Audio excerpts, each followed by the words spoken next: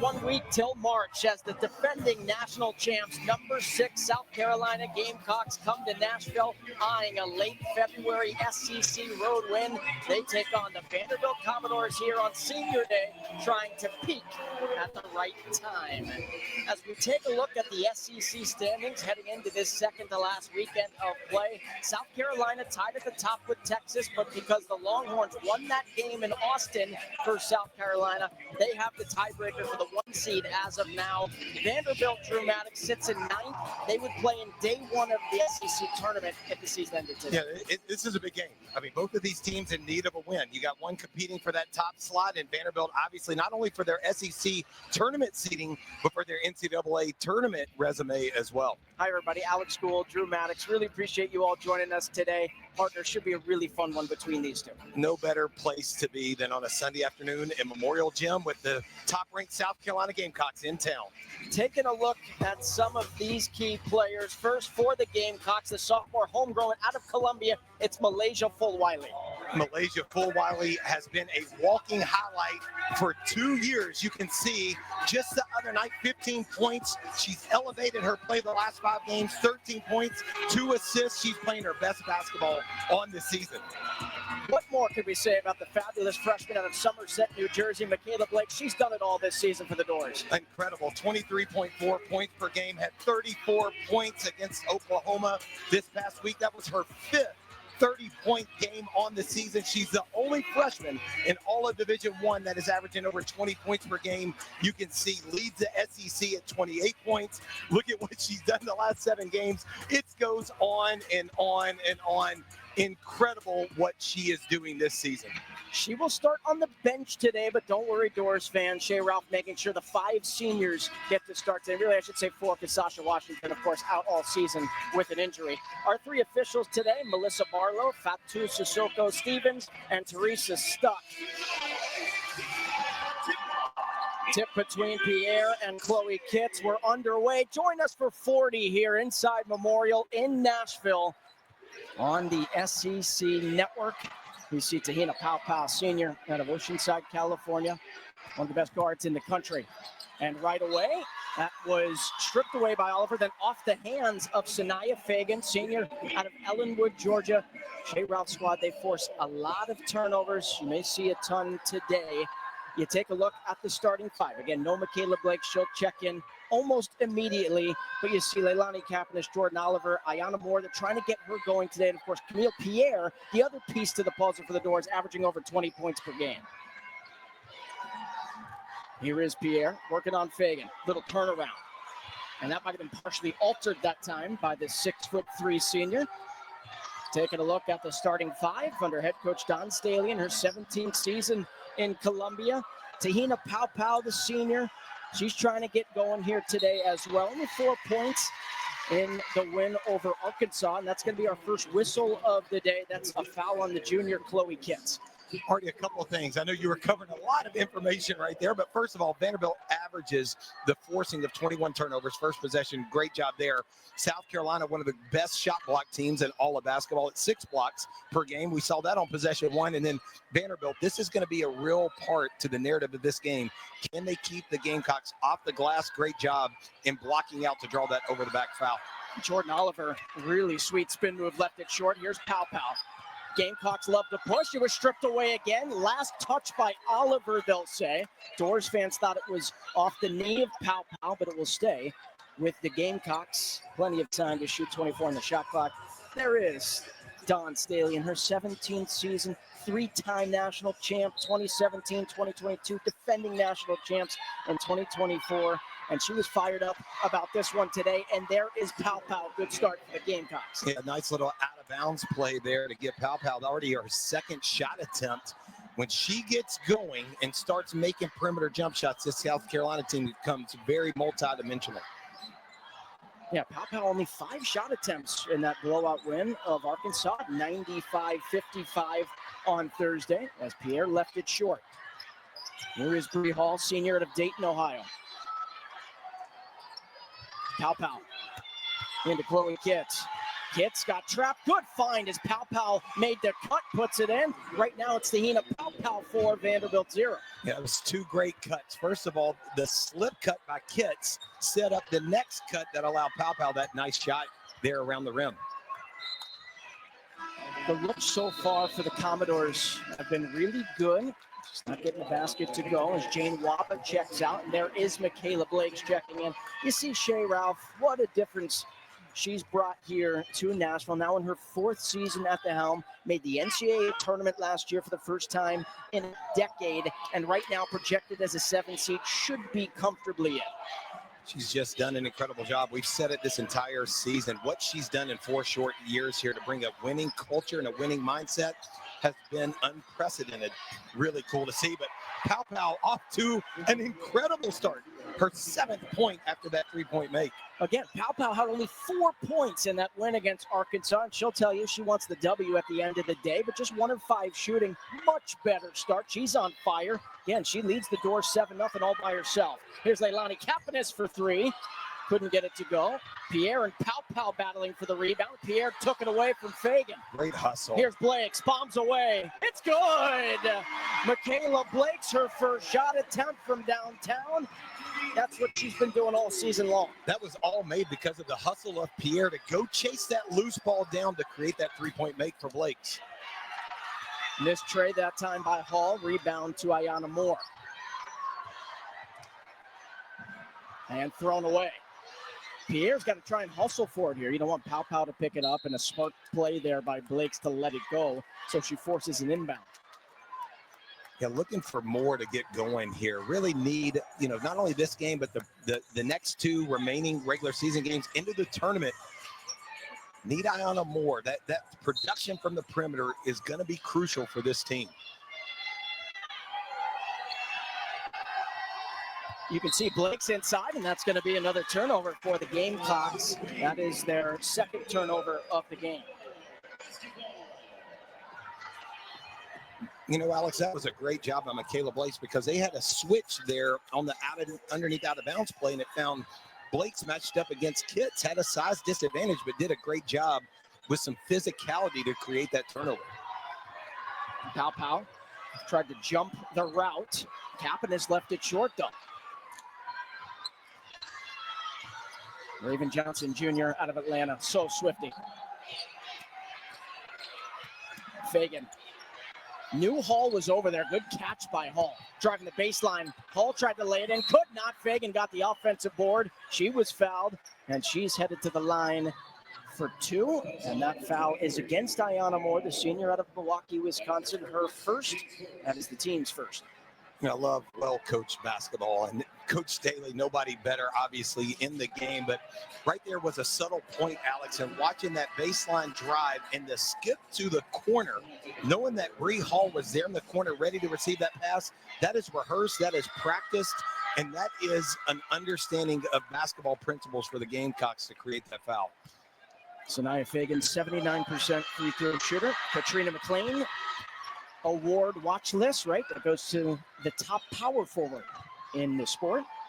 So a good honor for her. Of course, she's won 2 national championships, not just one back in 2022 as well. Has waited patiently for her moment. We'll talk a little bit more about her as this game goes along. And that was Pierre away from the ball who got bumped. That is going to be a foul on Fagan. And for Fagan, that is her first, team second. See what Vanderbilt does here. This is a crucial possession. 9-3. Vanderbilt 1 of 7 from the field here early in this game. Gotten some good looks. Really in need of a basket on this possession. There is Blakes yet again right now. Michaela Blakes has all 5 for the Commodores. Great screen, the screener action to get that ball in front of the inbound pass for Blakes to get that nice 15-foot jump shot. Joyce Edwards, freshman out of Camden, South Carolina. And, of course, Malaysia Full-Wiley, who we highlighted in our open. A sophomore homegrown out of Columbia. Both check in for the first time for Don Staley's squad. And that's going to be an offensive foul called on Chloe Kitts. That's going to be her 2nd foul, team's 3rd, with 5:32 to go here in the first quarter. Yeah, really nice job by Pierre to wall up, not to foul, not to break verticality. It's an interesting call there. I'm not sure exactly where Kitts got that offensive foul, but nevertheless, it's her second foul. She'll have to exit here early in the first quarter. Yeah, that's a big call, right? That's a key player that's going to have to sit for at least the rest of this quarter. You never know, could be the rest of the first half. Of course, a lot of depth for this South Carolina Gamecocks squad. In terms of bench points per game, Drew, they average 42 points per game. That's the most in the country out of their bench, as Pierre missed the bunny. And that's a rebound to Miriam Dowda, the junior out of Bentonville, Arkansas. Check it in for the first time. And that's because your two leading scorer, Edwards and Fulwiley, both come in off the bench. And look at that connection between Fulwiley and Edwards, right on cue, partner.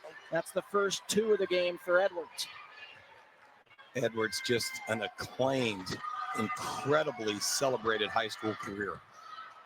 Vanderbilt really struggling shooting it right now.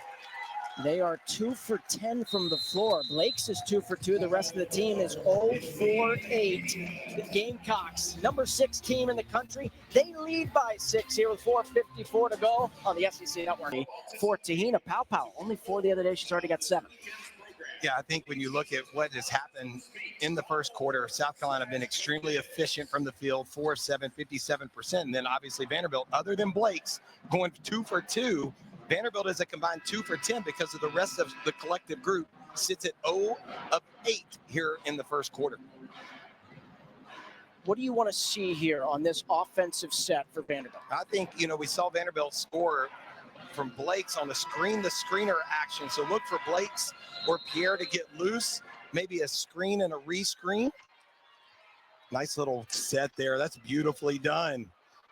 That's Blake's first miss of the day. Now she's 2 for 3. So 11-5 lead here for the number 6 team in the land. And a great bounce back for them after a tough loss at home to UConn. 3-ball in the corner. Short that time from Hall. Battle for the board. Scrum on the floor. And nice job by Edwards to get it to Fulwiley. Hall wants another. Battle for the rebound. And a foul is going to be called on the rebound. That's on Michaela Blake's, her first. And that's the team's second. And that's something we got to talk about today, right? Because South Carolina, they have the size in this game. I want you to talk about how do you box, if you're Michaela Blake's in that spot, you're 5'8", how do you box out somebody that's 6'3"? Yeah, you have to try. I mean, you got to use every means possible, because when you think about this South Carolina team, always been a great rebounding team, but when you look at field goal attempts and misses, Alex, and you look at their offensive rebound, so you start to do the division mathematically, they rebound almost half of their misses, which is incredible. It's an incredible ratio to think you rebound 50% of the missed shots that hit the rim. That's a long 2 that time from Tessa Johnson, sophomore out of Albertville, Minnesota. And then you can see the size again, another offensive rebound. That was Dowda, her first 2 of the day. It's already 5 offensive rebounds for South Carolina. Yeah, and they had 23 against Arkansas in that win on Thursday.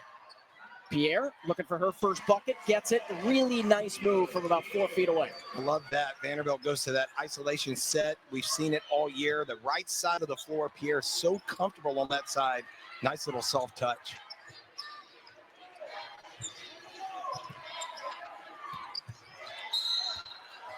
That could be Blake's second here, and it is. So that's 2 on Michaela Blake's here in this first quarter, and you got to believe that she's going to check out here at least for the rest of the first. We saw Kitts pick up 2 for South Carolina, and now a big second foul. How about this? Shea Ralph keeping Michaela Blake's in the ballgame. Yeah, that's something as a coach. That's always the great debate. First half, 2 fouls. Do you take your player out of the game, or do you keep your player in the game? Just this week, Alabama head coach Nate Oates talked about that, and he said, Alex, mathematically, it makes no sense to take a player out with 2 fouls. You got to roll the dice and let them play, especially in a game like today. Well, Paopao, she's having a nice first quarter, huh? She's got 9. Blake's fumbled it. Maddie Green, really good 3-point sniper. Couldn't get it to go there. Rebound to Paopao. A 12-4 rebound margin for South Carolina, +8 already here in the first quarter. Ayanna Mitchell just checked in for the first time today for Shea Ralph's squad. Pow slipping, tried to use the window. Was hoping there was an offensive rebounder there, last touched by Dowda. How good was Mitchell in the win at Auburn? I mean, just fantastic. Played a season high minutes in that game and really impacted winning for the Commodores that particular day. And again, they need help with their size, right? Pierre can't do it all when she's in, and Mitchell gets picked off by Dowda.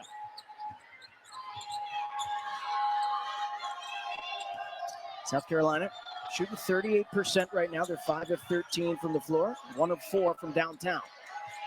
Full Wiley, Edwards, mid-range game. No good. Mitchell running the floor. Blakes forced it a little bit there. It's now 3 turnovers on Vanderbilt. South Carolina's got 3 as well. Kapanis face guarding Full Wiley. And that is going to be Leilani Kapanis's first foul of the day. And that's going to be the Commodores' 5th foul, which means the Gamecocks will be in a 2-shot bonus. Full Wiley will go to the free throw line. So we talked about it in the open, but Malaysia Full Wiley, 15 points, 4 assists against Arkansas on Thursday. Checking in for the first time today is Shakima Walker. She's a senior out of Columbus, Ohio. Giving South Carolina some more size. Walker stands at 6'5". But going back to Full Wiley here, Drew Maddox, averaging a touch under 12 points per game. She's a 78% free throw shooter, but she's averaging 13 points per game in her last 5. And also, by the way, she's 10th in the SEC in blocks per game. And again, 5'10", just a guard, but plays defense so tough, just as good as her offensive game. I think the understated story for this South Carolina team is how efficient they are at the free throw line as well. 76.5% as a team on the season, which is an incredible statistic of efficiency from the free throw line.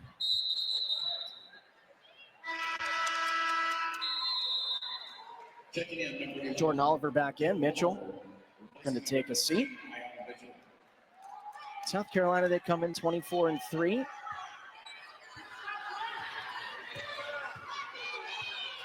Averaging a touch under 81 points per game.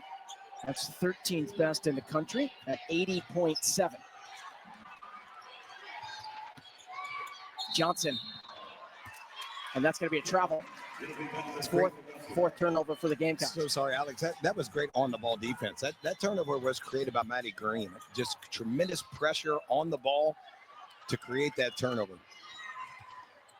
So the Commodores, they're coming off a 101-81 loss. And how about Full Wiley with the finish after the steal? Incredible. Just the anticipation and the athleticism to go up, get that pass in the air. Just tremendous defense. Well, she's averaging the 8th most steals on top of the 10th most blocks in the conference at a touch under 2.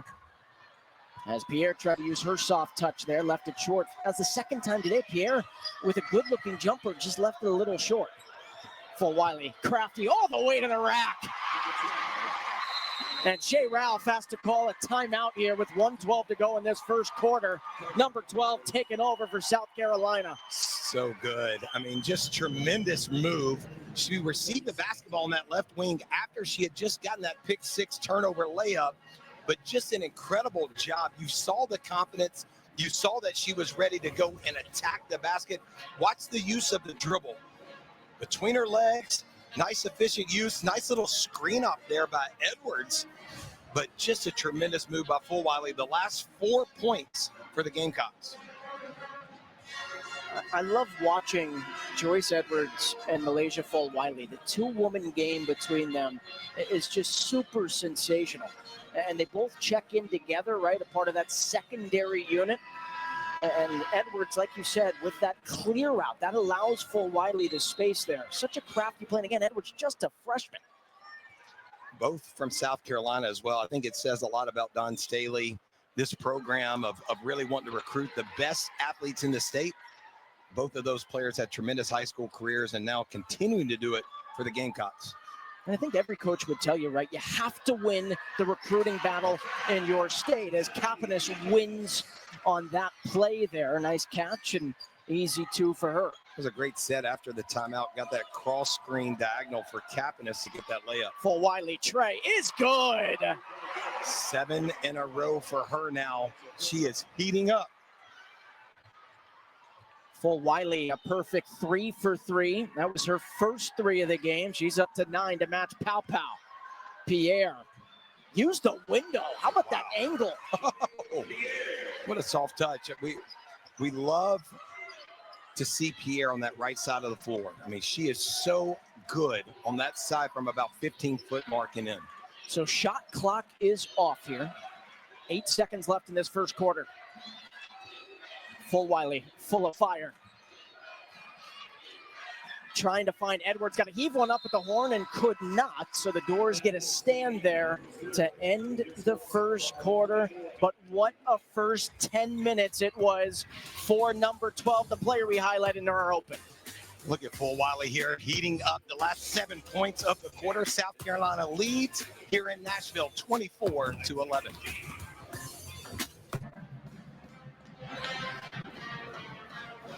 Back here inside Memorial, Alex Gould, Drew Maddox, our producer Dean McConaughey, and our entire SEC network crew. Really appreciate you joining us here for this Sunday matinee in the SEC. Taking a look at some bracketology. Here are the projections for these schools that are projected in as of now to the field of 68. South Carolina and Texas, both a 1 seed as of now. And then Vanderbilt projected as a 7. Again, Vanderbilt should be in, but listen, you'd like to get to at least that 20-win plateau to make sure the committee knows that you're good and safe. They're right there. I mean, I think as of obviously today, we see that they're in, but there's a lot of games left to be played. I mean, obviously today you have 2 more regular season games, 1 more here Thursday night against Texas A&M. You go back on the road for 1 more to close out the year, but Vanderbilt is in need of some wins coming down the stretch here to really punch that ticket into March Madness. Yeah, and right now South Carolina, they are number 2 in the net. Vanderbilt number 23, so both in the top 25 in the net. That's a big metric, of course, that the committee is looking at when it's all said and done. And South Carolina has played the hardest schedule in all of college basketball. And when you begin to break down their schedule and you see their significant wins, quad 1 wins, it's pretty remarkable. Yeah, 13 games, as you see, against quad 1s. That's tied for the most in the country. And so Don Staley, she'd tell you, listen, if you want to be the best, you have to beat the best. We're going to schedule tough, right? And she talked about that loss against UConn and said, hey, great learning moment for our team, right? And these young women to learn from that game. And you saw the response against Arkansas. You see that Texas loss as well. Texas projected as a 1 seed as well. So you're talking about quality opponents. 2-woman game there. And how about Jordan Oliver? Good touch between her and Blake's there. A good give and go. I was about to say, coming out of this quarter, look for Vanderbilt to play a little bit more zone to protect Blake's, obviously with the 2 fouls, but also to constrict around the lane a little bit more to try to make South Carolina stay on the perimeter.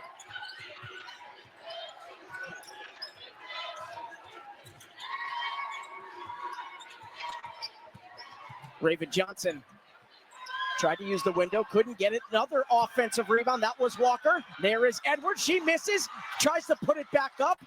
Wow, 3 extra opportunities there for South Carolina, and they could not convert. Yeah, counting those 3, 8 offensive rebounds already in the first half. Pierre couldn't get the lay-in to go, but got fouled. She'll head to the line for 2. Waiting to see who the foul is on, and they're going to give it to Raven Johnson. That is Raven Johnson's first personal, team's first here in this second quarter. I'm sure Coach Ralph will talk about this at halftime in the staff, but Vanderbilt on the defensive end has given up 8 offensive rebounds. You've got to figure out a way to be physical in your blockouts. You got to get a touch. You got to be physical. You got to press up against the South Carolina players to try to create some separation to go get some rebounds. Camille Pierre, sophomore out of Phoenix, Arizona, Tell you what, she was fabulous in her freshman campaign, and how about the encore here in her second year in Nashville? What she has been this year is remarkable. Now, you look at every metric of success, she's been incredible. So consistent, too. So consistent.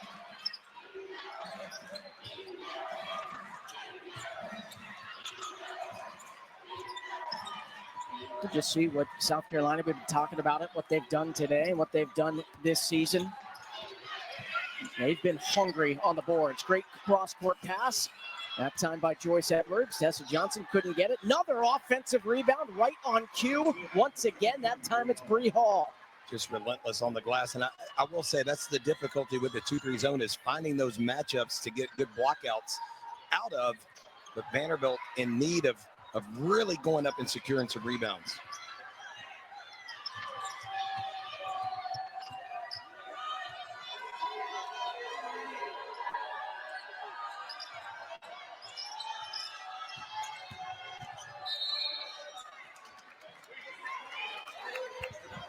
That's going to be a foul on Maddie Green. That is her second.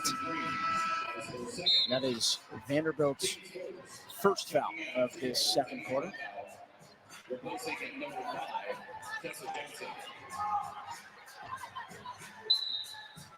So Pow back in. Again, in case you're just joining us, 9 early for number 0.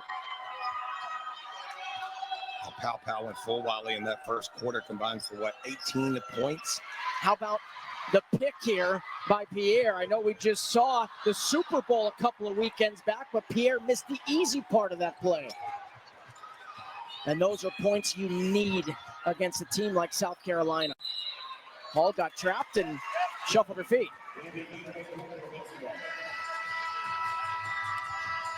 Pierre is frustrated with herself on missing that one. She did such a great job of going to get that steal, just unable to complete the play. She was running so quickly, trying to score it ahead of the defense, just came up a little bit short.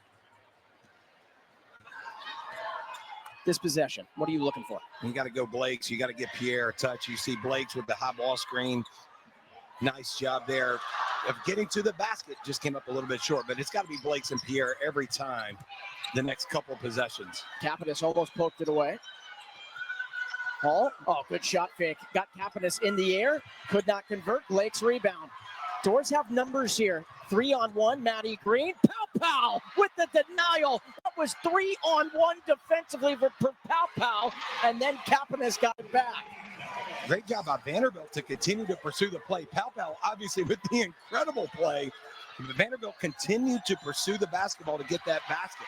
Right now, a little bit sloppy offensively here for the Gamecocks. Green and Blakes were both there. Don Staley had to get out of the way. That's going to be another Doors turnover there, 6th of the game. You can see here, nice pass by Blakes, but look at that Pow block. Great job by Vanderbilt to continue to pursue the ball. Capitas, the benefactor of that full wide save, but great individual play by Pow to save the basket, but incredible job by Vanderbilt to continue to pursue the basketball. All right, so 10-point game. South Carolina, I think they would tell you, haven't looked their best, but still have a double-digit lead. Pow certainly looked excellent. And for Tahina Pow, that is her 3rd miss of the day, now 3 of 6 from the floor.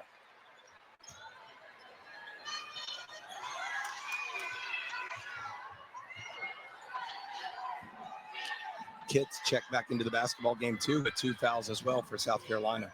But also, too, defensively, Shea Ralph's squad, that's what they do. They force a lot of turnovers. Blakes, that's her 2nd triple of the day. All of a sudden, back down to single digits. And that was a beautiful set. You set it up perfectly, Alex, on the possession before, but Blakes came off that nice little pin-down screen there in the middle of the floor to get that 3-point basket.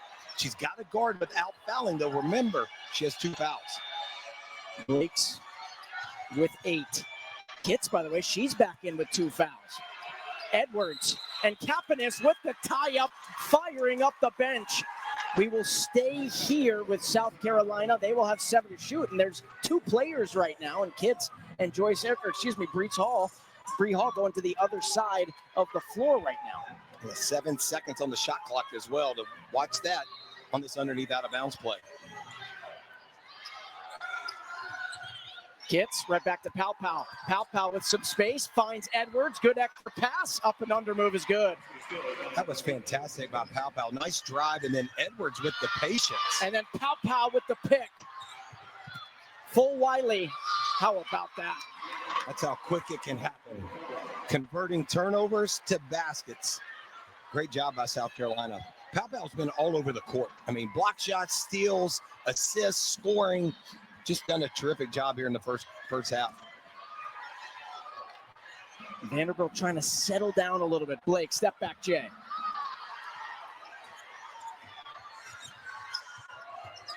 Full Wiley, extra pass. Hall in the corner. Pierre tried to save it and did. Blake's, and then that's going to be a foul on Tahina Pow Pow. That's going to be her first and the team's second here. So 30-19, South Carolina's lead is at 11. 4:55 to go until the half. Really good one here in Nashville. Drew Maddox, we're getting close here. Second to last weekend in the SEC, and well, Full Wiley and Pow Pow, they're doing what they do. They're outscoring the Doors right now, 20-19 by themselves. Yeah, look how efficient too. 7 of 10. Full Wiley is 4 for 4. Both of them have knocked down a three-point shot. Haven't missed a free throw as well, but I love the way that they impact every statistical category. Obviously, we're highlighting the scoring here at 20 points, how efficient they are from the field, but it's their assists, it's their force they play with, it's their energy, the way they create steals and turnovers. They're just a positive energy source for their team. It's really beautiful to watch. 30-19, just under 5 to go. But yeah, you talked about it with South Carolina. We talked about their bench points earlier. They have such great depth, but also too, they're 18.2 fast break points per game. That ranks 4th in the country. And then they've stepped it up come SEC play at 19.5. So even after a made bucket, you don't have a lot of time to breathe. No doubt. They play very fast, very quick, and they have 8 players that average between 13.2 points per game and 6.7. So to your point, Alex, just tremendous balance as well. Vanderbilt right now, 8 of 24, 33% from the floor. Good three-point efficiency, 2 of 4. Of course, Blake's is a perfect 2 of 2, and another turnover for Vanderbilt. And Kitts saved it right to Oliver, who kicked it on the dribble, and then a foul on Full Wiley. Don Staley cannot believe it there, and neither can number 12. Yeah, look how mad Coach Staley. Probably a rightful argument there. She looked like she stayed vertical.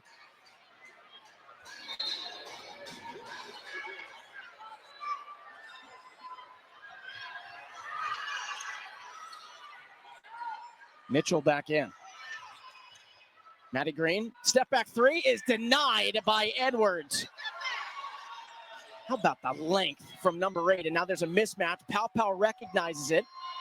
Doors trying to help. Edwards, her own miss. Offensive rebound. What a Full pass. Wiley for 3. No good.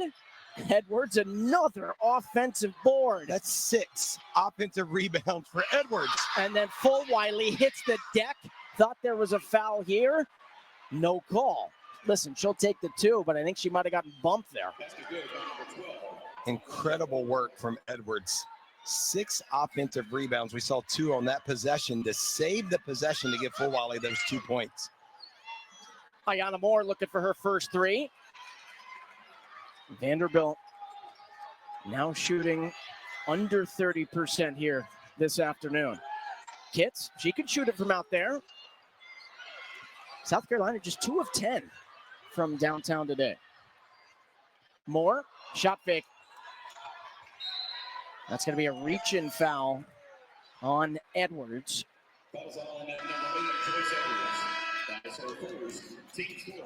So that's the 4th here on South Carolina. So the next foul, of course, whether it's shooting or on the floor, will put Vanderbilt at the free throw line.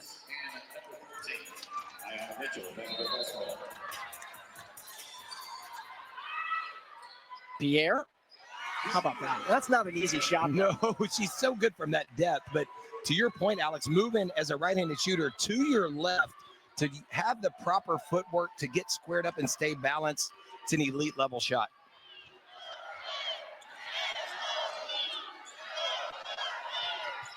Edwards, and again, same play, but Edwards missed the bunny. Somehow again, got her own miss twice, and back to the free throw line. So some frustration here from Edwards, because she, of course, believes she should be finishing some of these shots at the rim. But how about the offensive boards? That's now 15. She has 8 alone.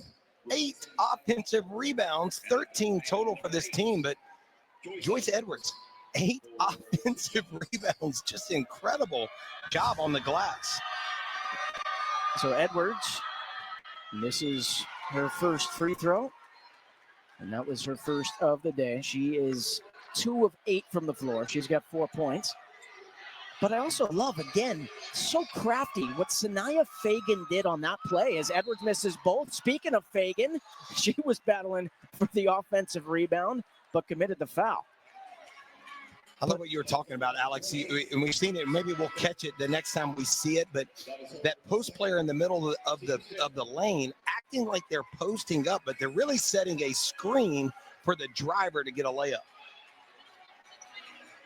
Well, they've already basically matched their season total today in offensive rebounds. And, you know, I want you to talk about that.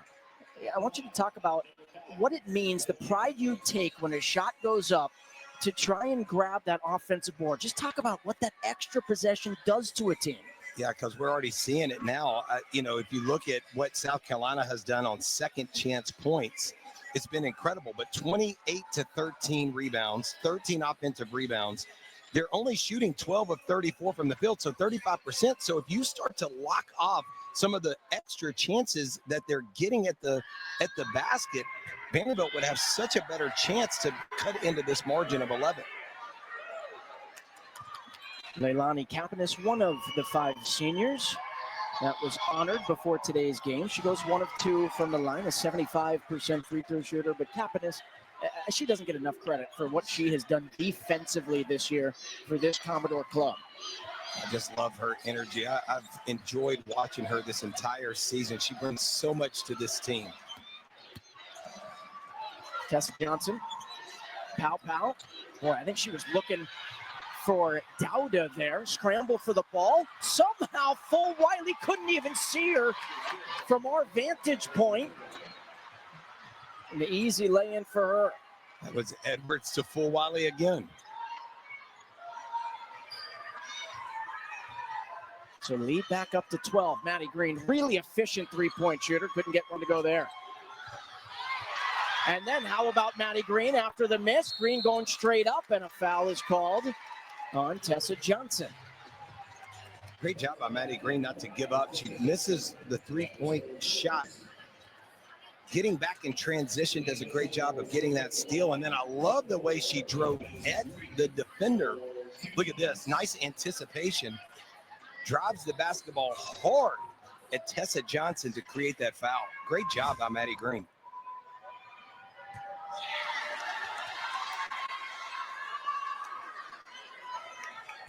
So Maddie Green, sophomore out of Columbus, Ohio. We talked about it earlier this year, but she was granted an extra year of eligibility because she only played in 10 contests last season. But an empty trip at the line there, and that is where, of course, you have to get those 3 points when the clock is stopped. As Full Wiley feels like she really hasn't missed in this game. That's just her second miss of the day. But a battle for the rebound. It'll stay here with South Carolina. She's been so good. 15 points here in the first half on 6 of 8 from the field. Yeah, Full Wiley had 15 against Arkansas. She's already got 15 here with a little under 2 to go in this first half. Mismatch inside. Full Wiley. Good pass. That's Dowda. And Dowda is going to head to the charity stripe for 2. What a pass from Full Wiley there to find her teammate Dowda. What a great catch, by the way, but you can see, look at the difference just on the offensive glass, out rebounding Vanderbilt in its entirety. Pretty incredible what South Carolina's done on the offensive glass. Miriam Dowda, by the way, she started her career at Arkansas. This is a player that's getting better and better as this season's going along. There's 1 of 2 there, but 9 points, 8 rebounds. Also hit a 3 in that game. She's a big who can shoot it from out deep. So she gives him another piece off the bench. Blake's off the screen. Boy, that was so smooth. Rattled out, then back in. They called that a 2-point shot. I'd like to see another look at that one, but nice use of the high ball screen moving to her left. I think we're confirming that it definitely was a 2. She was inside the line, but what a big-time shot. Full Wiley. She's going to head to the line for 2 of her own. Fulwiley's so effective from that left wing. We've seen several direct drives from that left 45 winged area. Drives the ball really, really hard. Does a nice job of using her body to draw the foul. So Malaysia Full Wiley, she's been in full force here today. Left that free throw short. But she's from Columbia, right? And so she went to W.J. Keenan High School, 10 miles away from campus.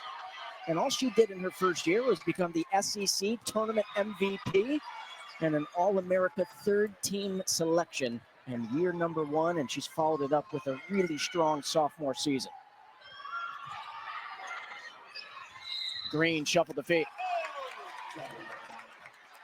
That's one you would like to see probably Maddie Green go ahead and pull that one. I know she's 0 for 2 from the 3-point line, but you would like to see that shot. Go ahead and release it. You got to trust your practice. You got to trust your confidence on that one.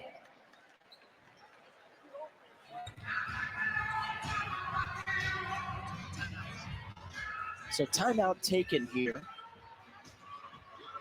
That's Dawn Staley's first timeout taken with 57.9, trying to draw up a play. And well, listen, we talked about her in the open because of how efficient she's been. Such a fabulous competitor. But how about Malaysia Full Wiley throughout this game? And watch the variety. First of all, it started here. Started with creating great energy with that anticipation and the steal. This was the very next possession. Nice drop from that left wing. That was her 7th point in a row, 3 baskets in a row after that 3-point basket, but 15 points here in the first half. Look how efficient. But it's not just the point, it's the way she impacts the game all over the court. She creates steals. She generates great plays for her teams through distributing the basketball. Great assist, but just a terrific basketball player. So we'll see what Dawn Staley drew up here. Tessa Johnson, she'll pull it. Couldn't get it to go. Just 2 of 11 are the Gamecocks from 3-point land. Blake's, oh wow, how crafty. Couldn't get it to go, but she'll be at the line for 2. And I was watching shoot around today. She practiced that both from the right and the left, that little scoop lay-in. And boy, couldn't quite get it there, but again, drew the foul. So shifty. It's like almost one of her favorite shots. She does a great job of drawing the foul. We've seen so many and one opportunities this year, but I love what you're saying there, Alex, thinking about her practicing that shot. That's not something that it just looks easy in the game. That is a rehearsed and practiced shot, many hours in the gym to master that shot. Vanderbilt right now, a really good free throw shooting team, but just 2 of 7 today from the line. Back to a 10-point game. Listen, Vanderbilt, they're hanging tough here. Yeah. Despite all the offensive rebounds, they're hanging tough in this first half. There's a 3-second difference between game clock and shot clock.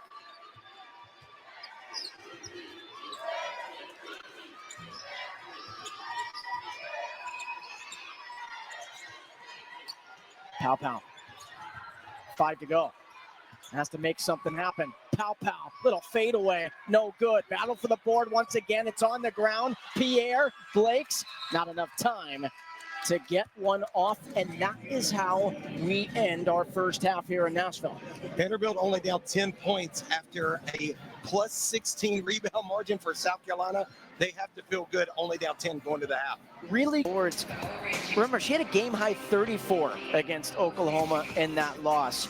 She was 7 of 12 from 3, a career high. She was fantastic in that one yet again, having a really nice afternoon against the number 6 team in the land. Let's take a look. If the season ended today, how the SEC women's tournament bracket would look like. Again, Texas and South Carolina, nobody knows yet, right? Final 3 games of the season. If it comes down to a tie, that would be, that coin flip should be televised. I mean, it should be, right?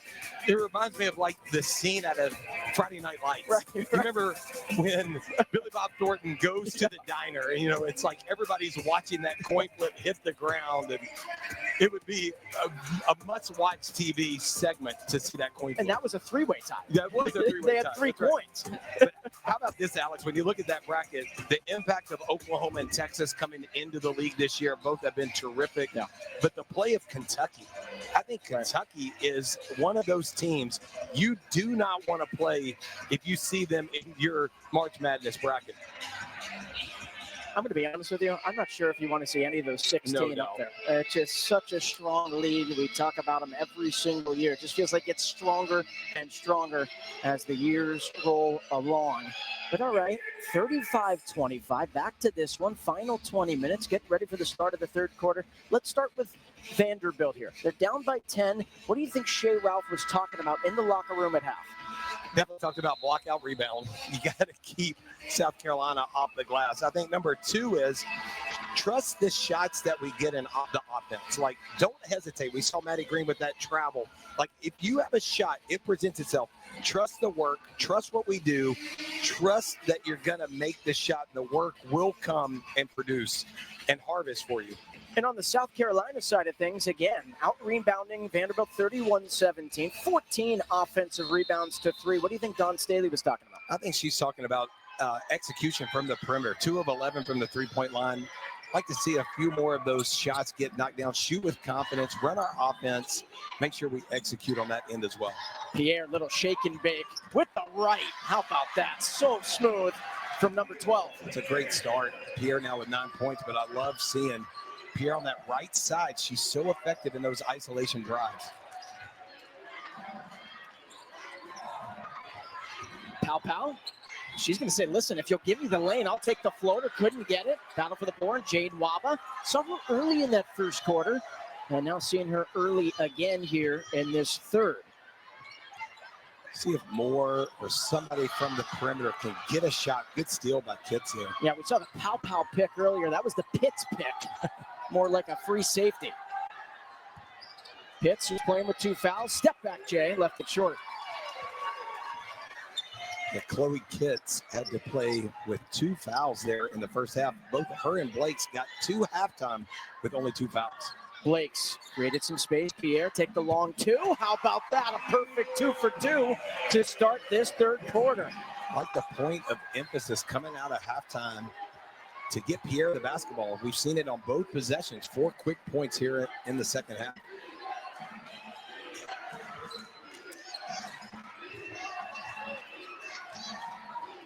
Vanderbilt still going man-to-man here, and that was off of Fagan and taken away by Pierre. Blake's thinking about pushing on Pow here the other way. Somehow created, couldn't get it. Battle for the board, and they will call it last touched by number 0 on South Carolina. That's off of Pow. Great hustle by Michaela Blakes and Pow as well. You can see this loose ball tips out. Both of them, look at that competition. And I love the official there. That was great officiating. Didn't call the foul, as you see Oliver with a great assist on Blakes. But for Pow and Blakes to chase after that basketball, that 50-50 ball, love seeing the physicality and the competition. Yeah, going back to Jordan Oliver real quick. What a career she's had. Her third school. And boy, she's found a home here in Nashville. Shea Ralph was talking with me about her before the game, calling her the glue of this program. How about the block by Hall? But calling Oliver the glue of the program, that's such a high compliment. Nothing better can be said about you. Think about that skill translating to the next phase of your life, going to a corporation, an organization, bringing that to a culture. Jordan Oliver is going to be super successful. That foul was on Jane Waba. That is her first, team's first, and Kapanis, one transfer coming in this year, and senior that was honored, checking in for the other.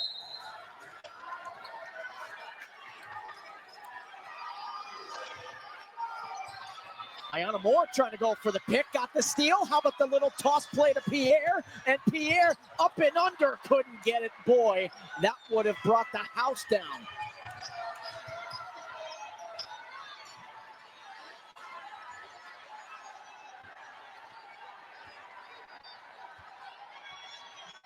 So South Carolina, they have yet to score here, and that is going to be Joyce Edwards. She'll have a chance to get the first points for the Gamecocks. That foul is on Camille Pierre. That is her second, team second. See how quick that drive was. She received the basketball there, pinch post area on the elbow, turned and faced up, got downhill so quickly. As you see, Joyce Edwards already with 10 rebounds here in today's game.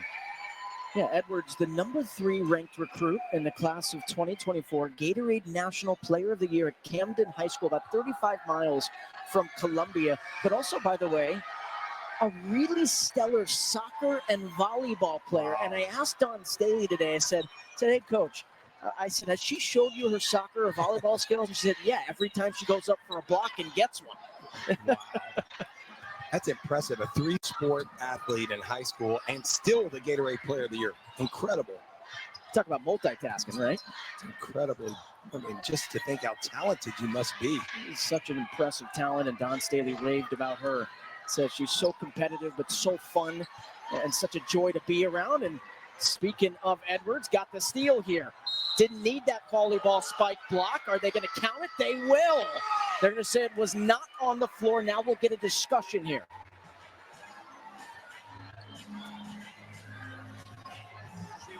Foul on Ayana Moore, and they will count the basket.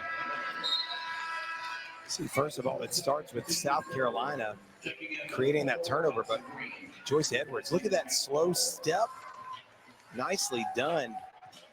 Step, step. Many people would probably argue that that's a travel, but in today's game, that slow, long step, lateral use of the step, that is not a travel. That is 2 steps. It looks awkward, but that is very effective from Joyce Edwards. So just like that, the lead back up to 11. Kapanis with the flash, got it underneath, trying to create space. Pitts might have got the piece. It'll stay with Vanderbilt. All right, we've seen Vanderbilt successful on underneath out of bounds plays here. This is a big one. Down 11 here in the third quarter. See if they can get Blake's or Pierre a shot. And they got Pierre. And how about the denial? That is Raven Johnson, all of 5'9", working on Camille Pierre at 6'2" with the stuff. Great saving block. Vanderbilt looked like they got what they wanted. Pierre there for a layup on that underneath out of bounds. Trap. Vanderbilt likes to do that, but instead they're going to call a foul. That is on Jordan Oliver. Watch this play. Looks like Pierre's going to get up for a layup, but great block by Johnson. Also Edwards too was right there. Bit, yeah. That's like a double block. That's like being at the net of a volleyball game. Right, you know, both players going up to get that block. Absolutely. And you get a lot of combo blocks in volleyball. Another offensive rebound. Pow trying to get into the mix here in the second half. Let's see who the foul is on. That's on Michaela Blake, so that's number 3 on her. Again, she picked up 2 pretty early in that first quarter. Shea Ralph stuck with her. Just picked up her third with 6:11 to go here in this third quarter. Think about this. Once again, all of that came after another offensive rebound. Edwards now up to 11, 9 offensive.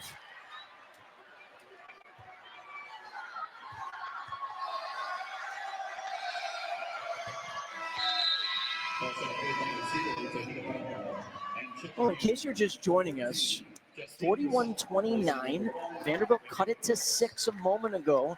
But South Carolina, the battle on the boards, that is the difference in this game right now. Because you look at the field goal percentage, 33% for South Carolina, 33% for Vanderbilt, but out-rebounding Vanderbilt 35-1 is the number 6 team in the land, and then 15-5 on the offensive glass. Incredible. Pierre again, and that was Edwards. Talking about the volleyball superstar in high school. That is her 3rd block of the game. Pissot to the left, punched out to Pitts. Pissot, her first action. How about Edwards running the floor and Pow with the find?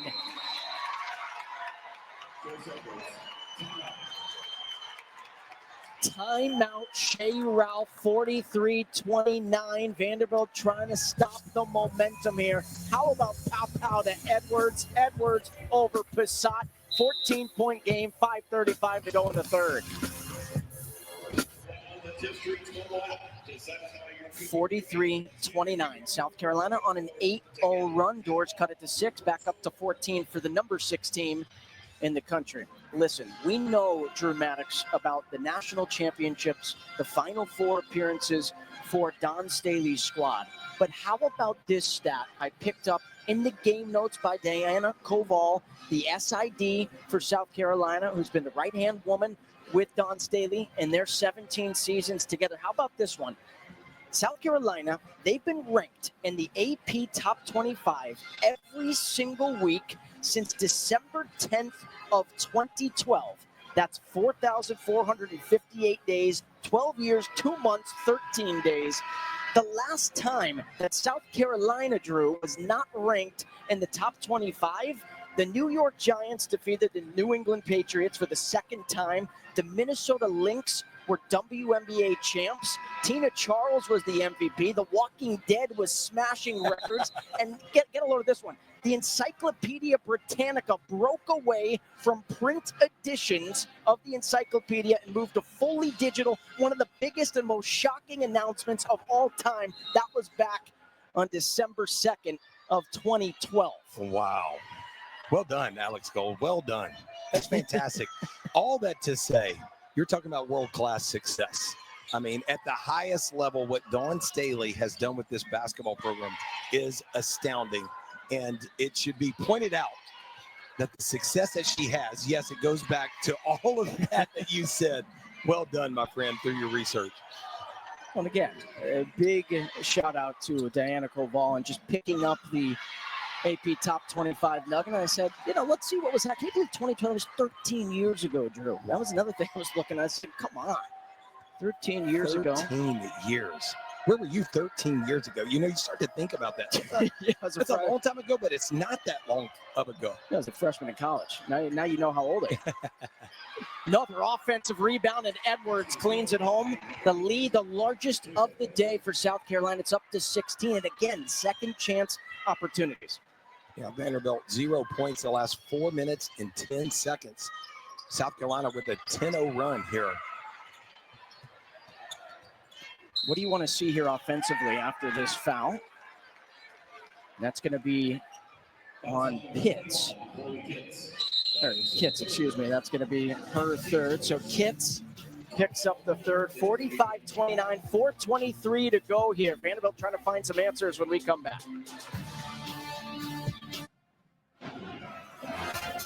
I mean, what more can we say about the freshman out of Camden, South Carolina? Joyce Edwards has been everywhere today. Yeah, averaging 13.2 points per game coming into this game, but she has made her presence felt. 13 points already in today's game, but 12 rebounds. How about this? 10 of those 12 on the offensive glass. But I really love watching her play. She runs the court so quickly. Her presence is big in the post. She disrupts a lot of the shot attempts of the Commodores, but you can see already her 3rd double-double of the season, and we still have a quarter and a half left to play.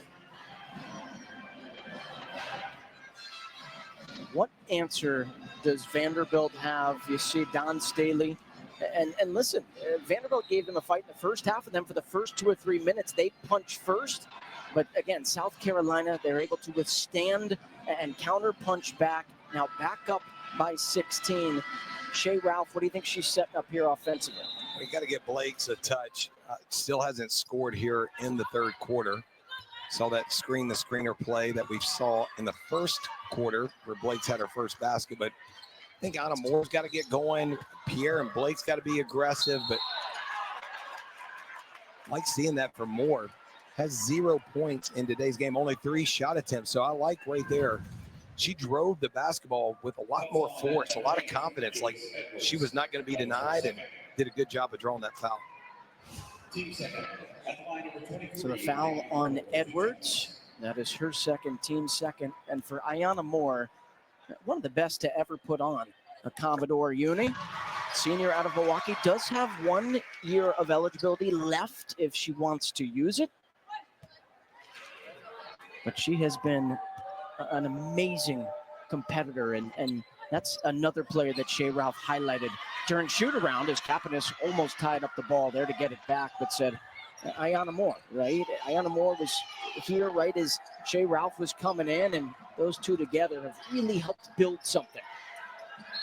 Edwards got bumped.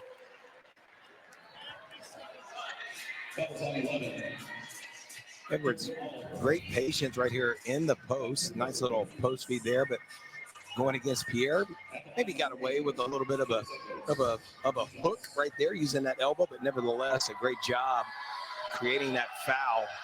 Back to the free throw line. Terrific free throw shooter too, 76% on the year. Once again, we're talking about one of the best free throw shooting teams in all of America. This team makes free throws. They get fouled a lot, and they convert when they go. Ayanna Mitchell checking back in for Vanderbilt. Yeah, going off of your point, Drew, 76.5% as a team. That is as a team, and that's well on pace for the program record of 73% set back in the 2018-2019 season. Blake's bombs away, way deep three that time. And again, she just hasn't gotten a lot of space as Pierre went up with it. And that is going to be initially called a double dribble, and of course changed to a travel. It's a great rebound by Pierre. She went up and got that rebound. I couldn't tell what happened to create that double dribble, but it looked like maybe she jumped up in the air and then tried to dribble. Okay, yeah.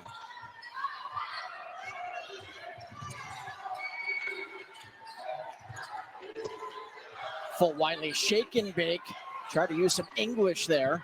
Full Wiley got it back and put it back in.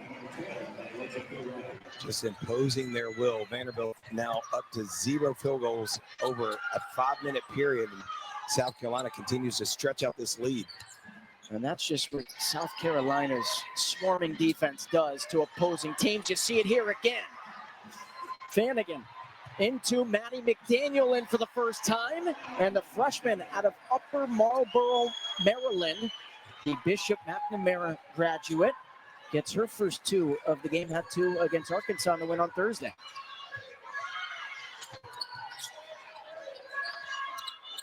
Mitchell missed everything. Blake's was there for the board. That foul is on Full Wiley. That is her third, team's third. That was an impressive finish by McDaniel, was it not? In transition on the left side of the floor, running the floor and finished with her inside hand. Extremely athletic finish. She's just another piece to this puzzle. But for Michaela Blakes, named SEC Co-Player and SEC Freshman of the Week for a Vandy record 7th time, she became the first player since somebody named Candace Parker, how about that, to be named the SEC Freshman and Player of the Week in the same week. That was back in 2006. And of course, we know what Candace did in her career, both collegiately and professionally. Not 1, but 2 50-point performances. Forget 50, how about 53 and 55, broke the SEC record, and of course the most ever by a freshman at the D1 level. Look at that pass on cue. Good find, and Mitchell maybe should have went up right away. Got her own miss. Ayanna Mitchell. Kapanis battling. It's on the ground. There's a huddle for the ball, and Kapanis, who saved it, somehow got it back. Kapanis is so fun to watch. She brings such great energy to the game. She always is hustling. She's motored up, great effort. As we saw the save and did not quit after the save, got back into the action, found herself under the basket. Look at that save, and then did a great job of coming back in to create another possession for the Commodores. By the way, too, going back to Blake's one more time here, she was the first player to have 2 50-plus point performances in a season since Mississippi Valley State's Patricia Hoskins did so back in 1988 1988 and 89. Wow. That's historical. Yeah, that's 35 plus years. Yeah, I mean, just it's been incredible, and we knew from early on this season how special she was, and then it went to a whole different level here in conference play to see a freshman have that kind of impact. I mean, I was really trying to think back through even the men's and women's side. I've watched SEC basketball my whole life. I've been a fan of SEC basketball, studied it. I mean, you have to go back to like Chris Jackson. Do you remember who became Mahmoud Abdul-Rauf? I mean, that's the level of what you're talking about in terms of level of production of a young player. It's really incredible what she's done. And Candace Parker. I mean, anytime you're in the same sentence as Candace Parker, it's truly remarkable. And again, there's so many talented players, as Maddie Green tried to get her playing soccer here at Memorial. And it goes back to Vanderbilt here with under 2 to go in this third quarter. But there's so many talented players on the floor, freshmen through senior, graduate students. But in terms of freshman of the year, it's a fun debate, right? Fans love to debate who should win it at the end of the year. And again, they're still fighting for it, right? There's still a couple of games left, but it's just hard for us, right, to sit there and see what Michaela Blakes has done and not say she's the National Freshman of the Year. Well, 100%. Chance to go to the free throw line right here, which is so critical for Vanderbilt to go and convert these free throws while the clock is stopped to try to get back in this game. I mean, take a look at that, right? It's a perfect graphic to showcase what she's done. 28 points per game in SEC play. You see the last 25 seasons. Brian Howard, by the way, was the #1 overall pick who played at Kentucky. Simone Augustus there for LSU, who's in the Basketball Hall of Fame. So you're talking about elite level company. And now a tie up here. And the possession arrow favors South Carolina. So it'll stay with the Gamecocks here. But you see some life here from the doors. Still a 16-point advantage for the number 6 team in the land. But Vanderbilt not going away here.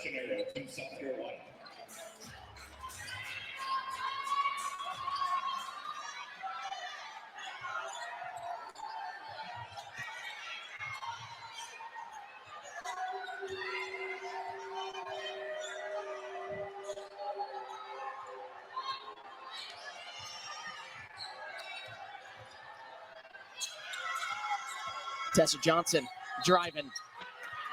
And I believe that is number 4 on Blake's. It is. It'll be tough.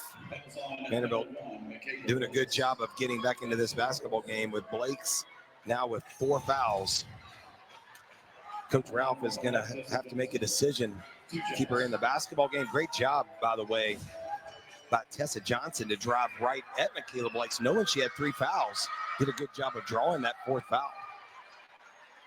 Tessa Johnson, just another player to talk about, but averaging over 8 points per game. And she averaged 10 points per game in that NCAA tourney run, that national championship run last year.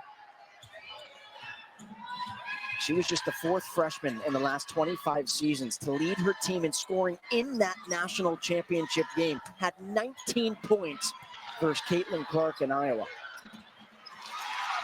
How about Blakes with the finish there? Great rebound. She has 7 rebounds in this game now as well. Gonna have to be careful though with those 4 fouls.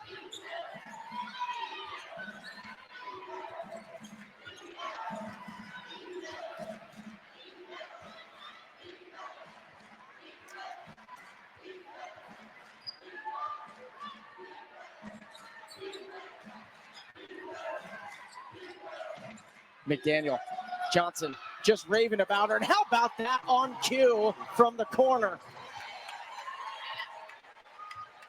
Beautifully done. Walking the shot clock all the way down, and the drive and the kick for Johnson to hit that three. Shot clock is off here, so the Doors can hold for the final shot of this third quarter. Lead up to 19 for South Carolina. Blake's the scoop, no good, left some time. How about Johnson? Can she beat the buzzer? She got fouled with 2.1 to go. Johnson having a big third quarter here. So for Leilani Kapanis, that is her third foul. Going back real quick to that national championship performance by Tessa Johnson. She misses the first free throw. Her 19 points, that was a career high in the national championship game. Talk about a moment. Beautiful. Misses both free throws as Fagan couldn't save it, so there's 0.1, and I don't think that is enough time to do much of anything with. So South Carolina, their largest lead of the day, final 10 here in Nashville. How about Tessa Johnson? Look at this nice kick out. Johnson for three. Great way for South Carolina to end the third quarter. Up 19 here in Nashville. Seeing the support for Vanderbilt Athletics. We saw it with the football team this year, and then here in Memorial Gym for the men's and women's programs. To see the electric environments that these two teams have played in front of, it's been so fun to see.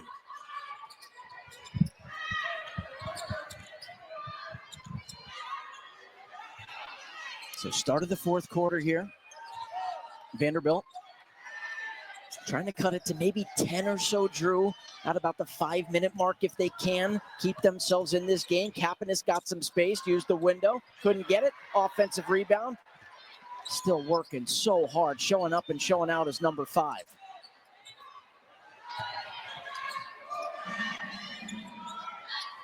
Mitchell into Oliver. Oliver with the turnaround and a really sweet move and a great interior pass there from Mitchell to Oliver. Beautifully done. But all of that started. Kapanis got her own rebound and saved the possession to allow Vanderbilt a second chance opportunity. Pow from deep. Beautiful. Such a pretty stroke. Second three-point make on the day. That was the power. And how about picking the pocket? That's Raven Johnson. Maddie Green wasn't careful enough, and you have to be when number 25 is guarding you. Raven Johnson, quick hands there on the dribble, but a nice finish as well.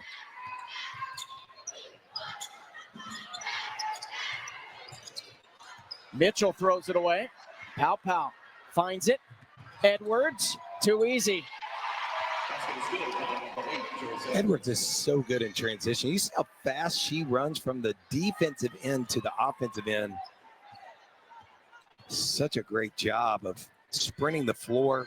Great catch and finish.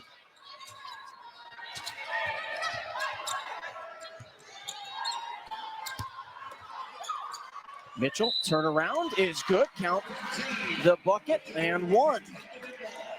And that is number 4 on Chloe Kitts. Look at this shot. This is so impressive to turn back over to your left side. It's a hard shot. Great use of her pivot. Good footwork. Got back on balance. Big time shot. Completes the three-point play as Pierre is going to check in for Mitchell. All right, some quick trivia for you. Okay. Obviously, we saw South Carolina's 71-game home win streak come to an end, and you just think about that, 71 straight in Columbia. Crazy. It was their first loss at home since December 3rd of 2020, and ended the 4th longest home win streak ever in women's Division I history. Can you name the top 3? Longest win streaks. Okay, I don't know particular years, but I would imagine maybe the University of Tennessee's involved. They're not in the top 3. Okay. They're in the top 6, but not in the top 3. How about Baylor? Was Baylor involved in one of the multi teams? Baylor's in the top 5. You're getting closer. Oh, I'm getting close. Okay, UConn. I can definitely say and would be in there. And it's 2 UConn teams. They won 99 straight at home as Kits muscles up. What a great pass. Count the bucket. She's got a chance at a 3-point play after she committed that foul on the previous defensive possession. What's this? Edwards. Look at that little pass. Great post up there by Chloe Kits.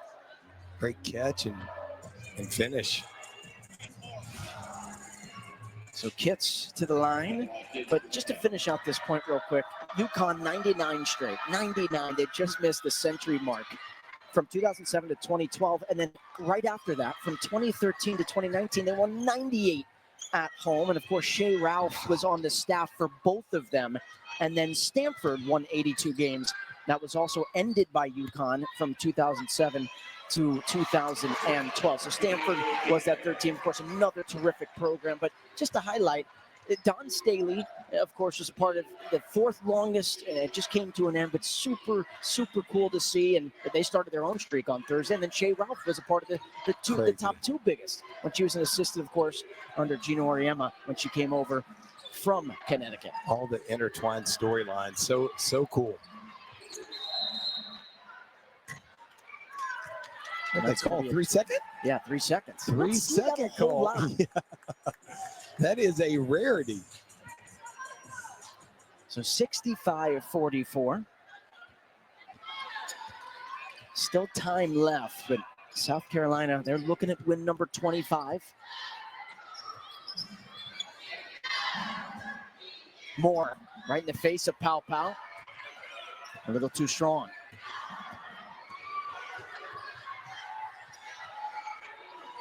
Pow Pow was trying to throw it up, and a couple of bodies collide. That foul is on one number 23, committing it on the other. That's Ayanna Moore's 3rd foul.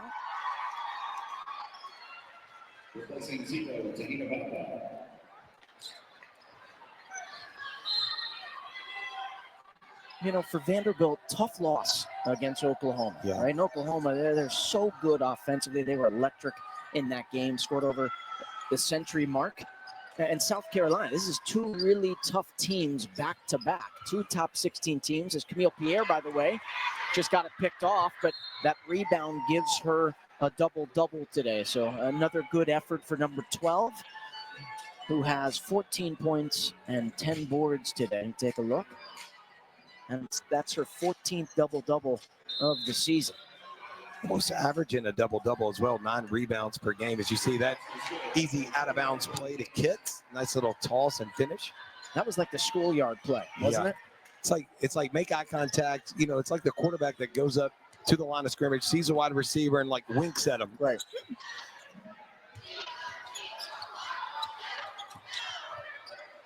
Pierre. But again, 2 really tough opponents just finishing that point. Still projected as a number 7 seed. And I truly believe you do too. This Vanderbilt team should get in to the NCAA tournament. But again, you don't want to leave it up to, chance or something happens towards the end of the year with the committee, right? And so they're still fighting hard. They're still, and then too, you'd like to improve your seeding, is what Vanderbilt's trying to do. And right now, South Carolina, they're improving their lead over Vanderbilt 69-44. And we talked about it. You said like a quarterback finding a receiver. Look at that nice little pass, touch pass. Chloe Kits catches it in there with a nice finish. Gamecocks up big. That is must-see TV. Give her the ball. Are you kidding me? And it's a tie game. He drains it. I can't believe what I am witnessing. The streak lives for the win. Believe was a score, and then since that point have just run on a tremendous run here in the 3rd and /4th quarter. Yeah, Vanderbilt outscored South Carolina 14-11 in that 2nd quarter, and then as you said, cut it to 6, trying to make it a game. And then South Carolina outscored Vanderbilt 21-12 in the 3rd, and then 13-7 so far here in this 4th. Inside, good feed, and Ayanna Mitchell's had a pretty nice afternoon. I think she has tremendous upside. Just a sophomore, really loved her improvement and development this year. Starting to see a lot of the fruit of her labor on display there with that shot. Kitts, oh, good backdoor cut. Wow. How about that pass by Kitts? She was going away from the basket. Of course, Johnson was cut to it.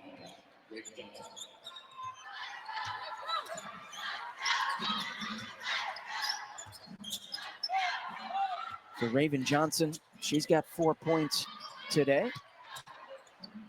Green, she'll snipe it from the corner. Couldn't get it to go.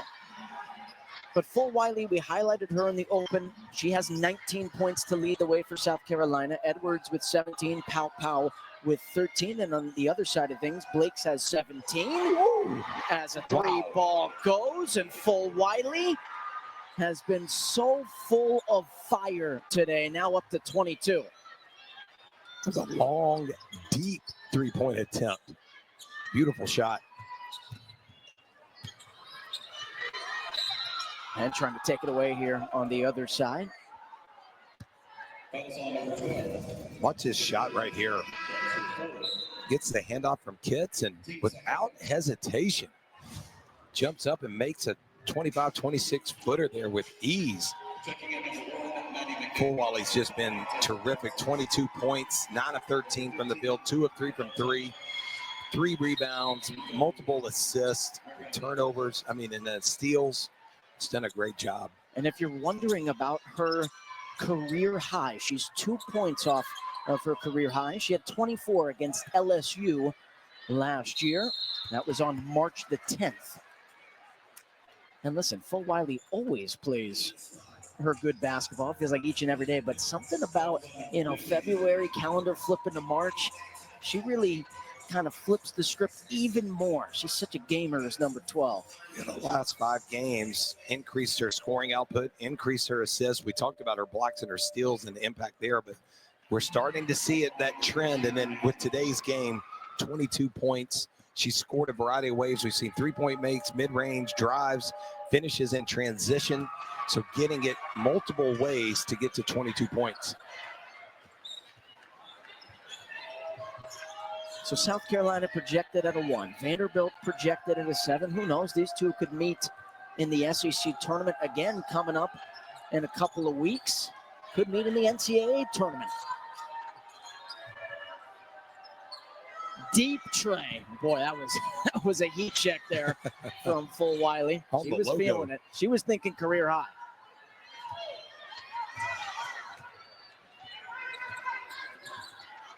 Now Blake's. No good. Blake's with 17, but now 5 of 14. Full Wiley ties her career high. There it is. She's got 24. Such great control. Got downhill very quickly and then slowed herself up to have that nice finish in transition. Full Wiley almost took it away.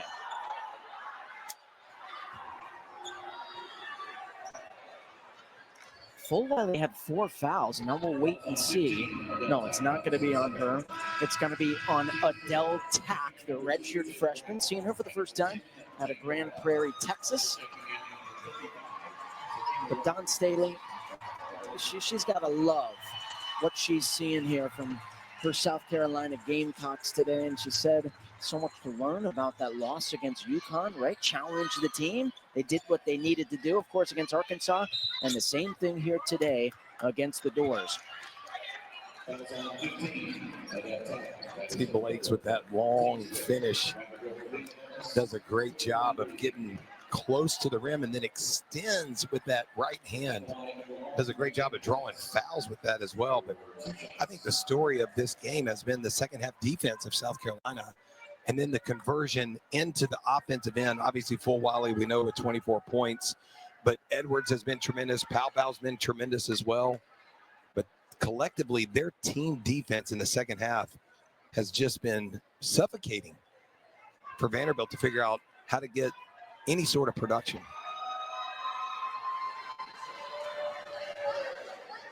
Not exactly sure what's going on here. They're forcing a substitution. Bree Hall is checking into the game for Adele Tack. And it's not like Tack fouled out. That's her third foul. I can't Maybe tell. it looks like she's getting something bandaged. Maybe she had a little blood or something after that foul call. She was saying, I want to check back in. Yeah. I So don't blame her. I would have asked the same thing. yeah. Blake's, by the way, up to 19 points. Yet again, looking for another 20-plus point performance. She also has 7 rebounds today. That would be her 18th time to go over 20 points. That's pretty good, huh? Pretty good. Johnson. Another offensive rebound. That's been the story. That time it was Dowda. That was offensive number rebound. That was number 20.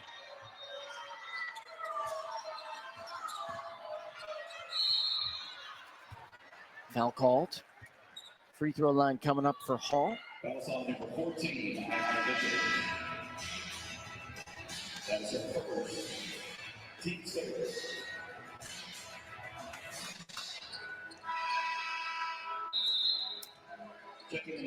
So for Vanderbilt, they're going to drop to 19-9 on the season, 6-8 in conference play. And again, coming into today, they were in that 9-seeded spot, right? So that would mean they would play on day 1. We showed you the bracket earlier. Again, if the season ended today, they would play Arkansas, and then it would be a second battle between them and Tennessee in the second round.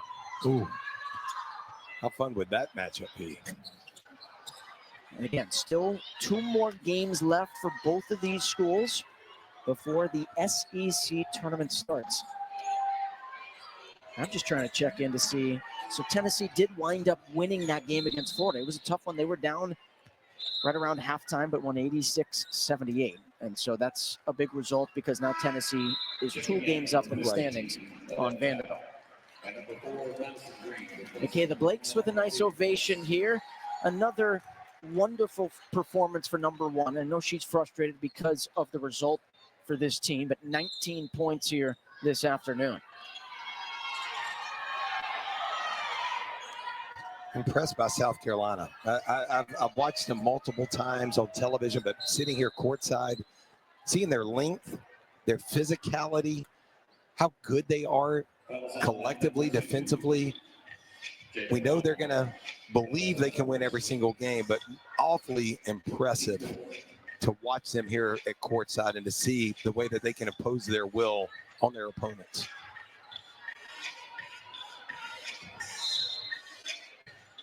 And their 3 losses this year, by the way, you talked about that tough schedule. And how about that? Another wonderful inbound play. And that, by the way, that was Tack, who got that bandage on her leg and said, come on, coach, put me back in here. And that's a nice gets in the scoring column.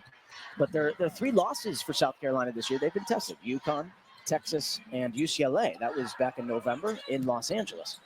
So they've played some really tough competition. And you just got to think, right? I know Don Staley would say the same. It gets them ready come tournament time. When you go to UCLA and you take on a really gritty UCLA group, right? They're in the top 3 in the country this year. And then, of course, you go to Austin to take on Texas. That's a part of SEC play, right? Yep. But scheduling UConn. Yep. Yeah, non-conference game in the middle of the conference season. I love it. Don Staley has just built a world-class organization there in Columbia. So final 40 seconds of this one. It's been fun, partner. 79-52.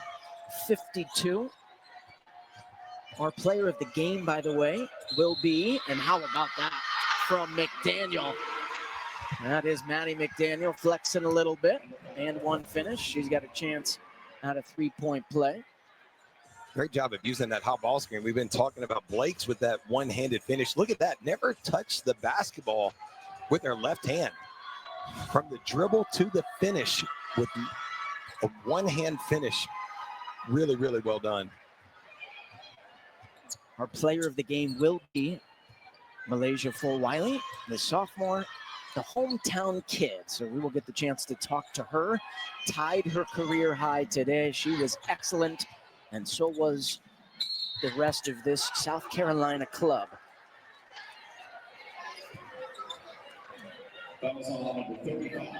Likely the final free throws of the game.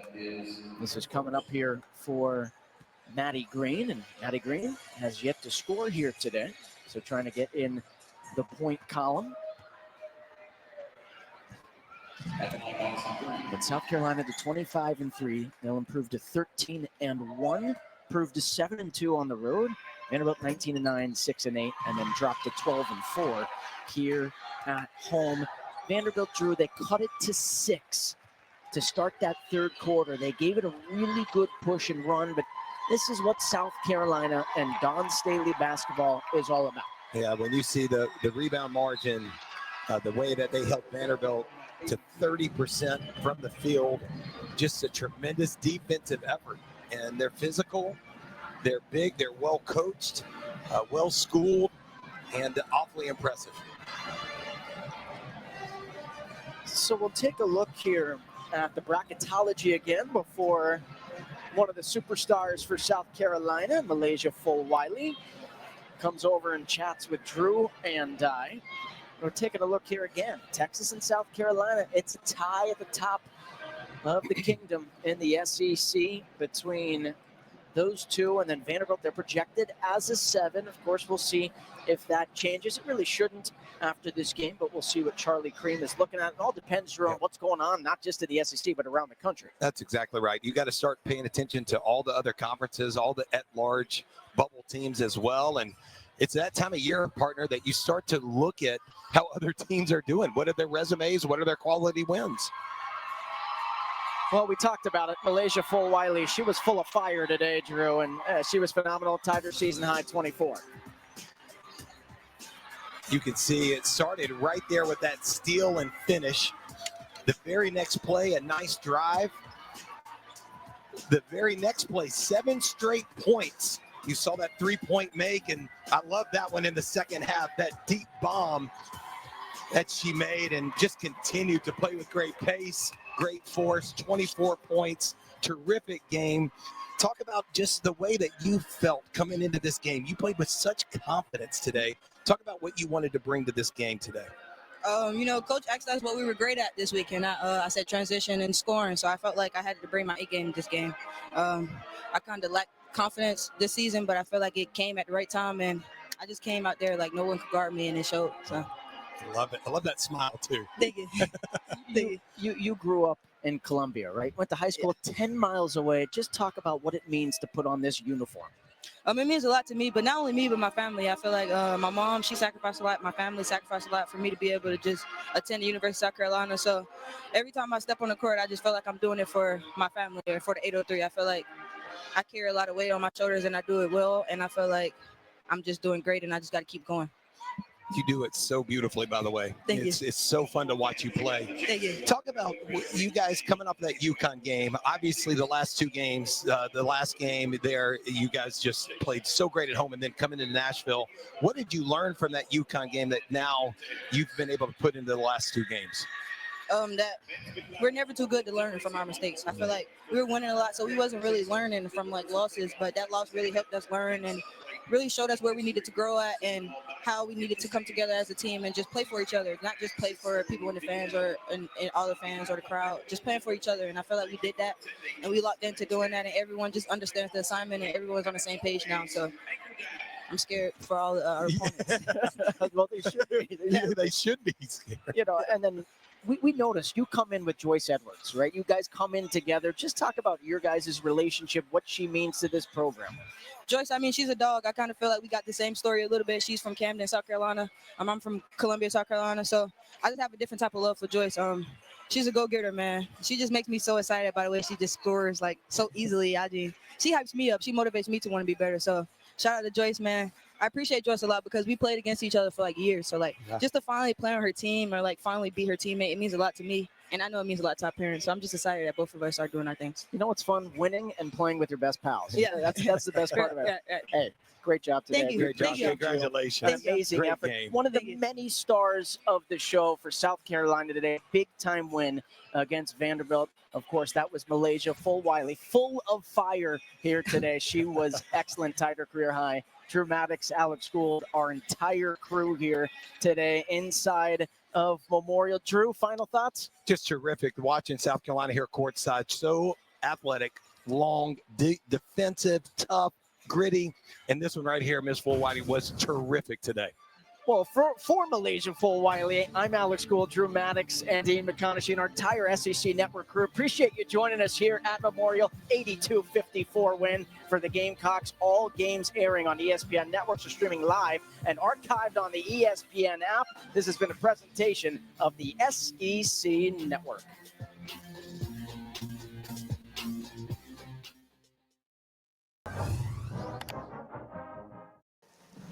Dawn, in that third quarter, Vanderbilt scores a few points, and then Joy seemed to kind of take control there a little bit. I think she scored 11 or so in that quarter. How nice is it to have her in addition to what you already have in the others? Joyce is a difference maker. I mean, she is someone that coming off the bench with the offensive firepower that she brings. Defensively, she really understands what we want. And then you add her competitiveness to it. She's a really, really good player that we're lucky to have, and lucky that she's taken in all of it. I think she's finding her spots in the game where she could truly be effective. Running the floor is one of them. On the other side, there's another freshman who's gotten a lot of attention. Was she at the top of your scouting list defensively? Yeah, she's special.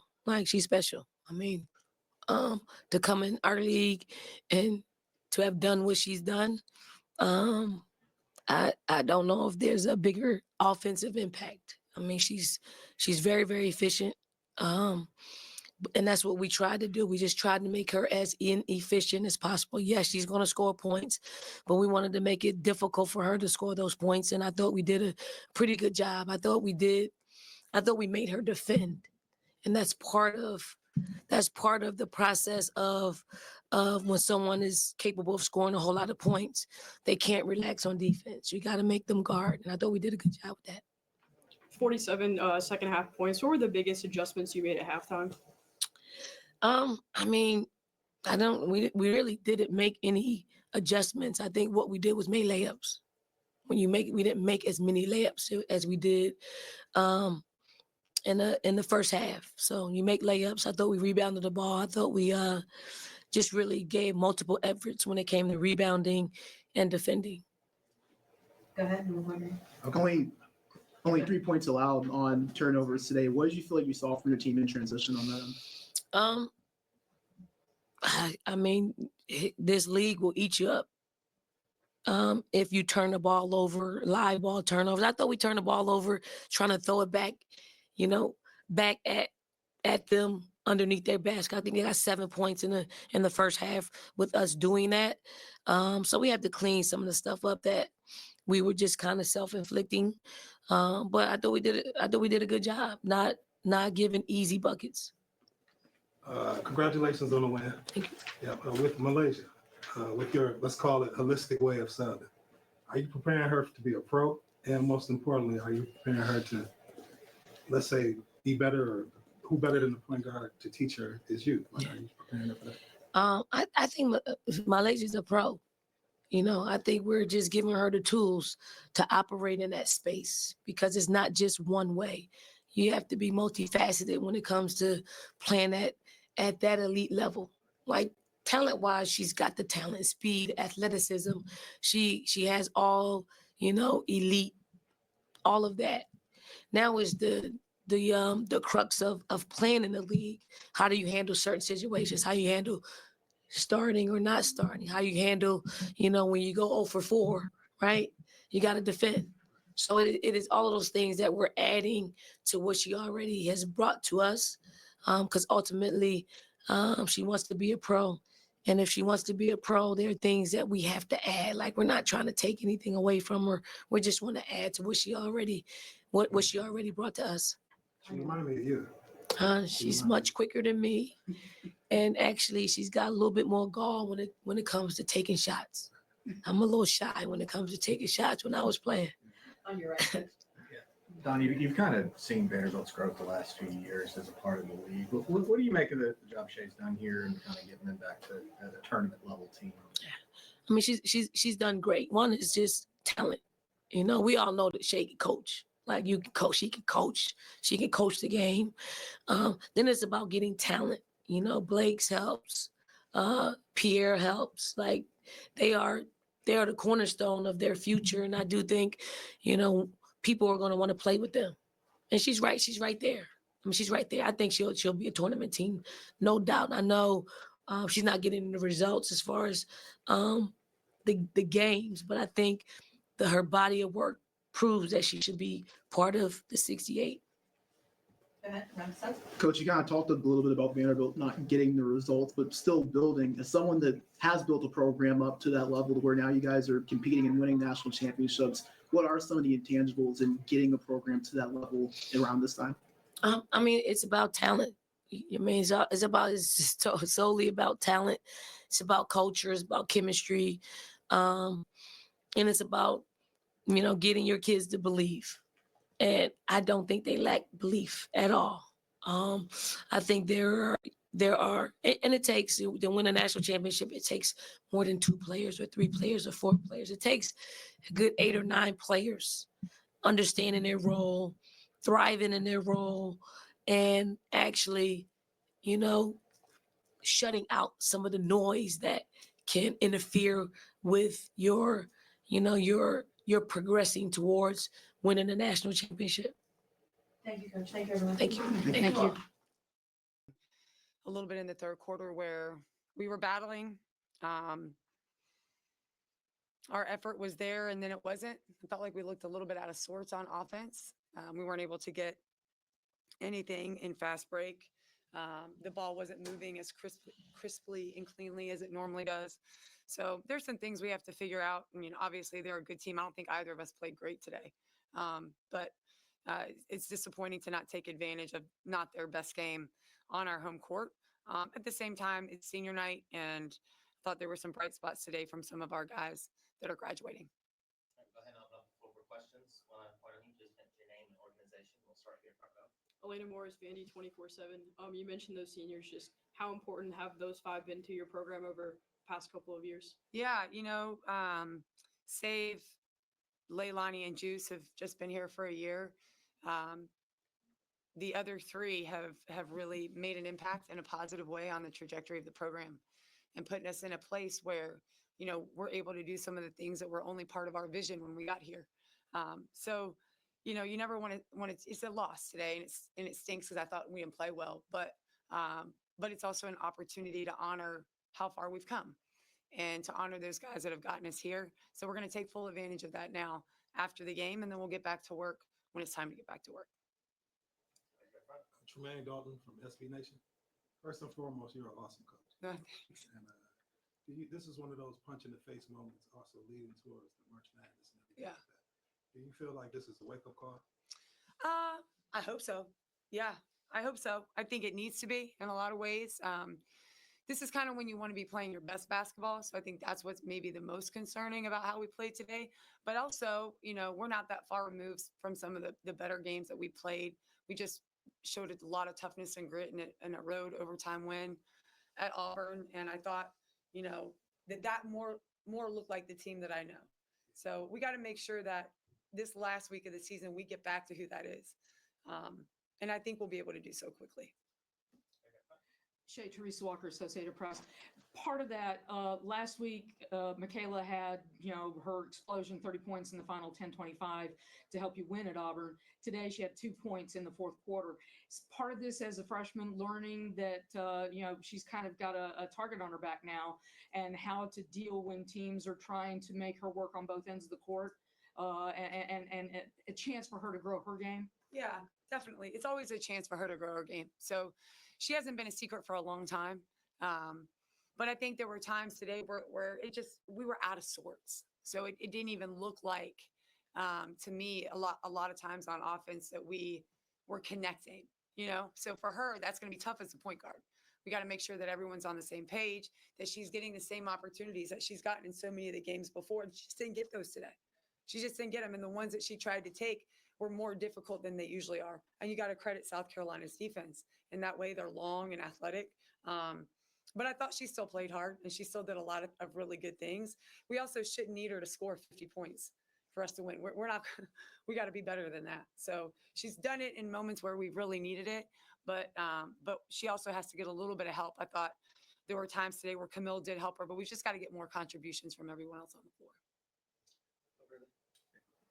Gentry session in Tennessee. And when you look at what Don has built at South Carolina, what stands out about that program? What has always stood out about that program to you and what they've been able to do? And do you feel like the gap is closing a little bit, even the score didn't necessarily show it?